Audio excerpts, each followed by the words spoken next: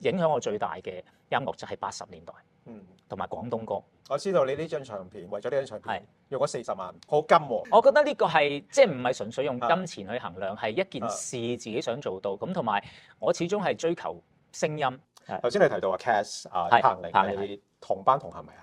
小學係，因為佢好早，佢應該係升中學佢就去移民咗嘅，佢比較早離開嘅，係啊。咁你當時候有冇機會喺音樂上邊係同佢一齊即係玩音樂嘅？完全冇，完全冇。認識 Coco 嘅時候，第一個印象係喺你嚟講係點樣㗎？我覺得佢係一個好率直，一個鬼妹仔咯。其實佢係真係一個，因為佢係好，其實佢好細個咯。第一樣嘢，我諗佢喺嗰屆嚟講，佢係最細個，佢應該得17歲。佢會好上心每一件事都，佢好想做到最好。你見佢喺舞台上面，佢係120分嘅力量。我哋講下中年好聲音。中年，我哋多倫多嘅代表係嘉誠 Nelson， 即係我哋都好熟悉嘅。即係你對佢有咩評價咧？嗱，唔好講評價，我覺得即係嗱，我自己對多倫多嘅即係好多中意唱歌嘅人咧，我覺得佢哋係好出色嘅。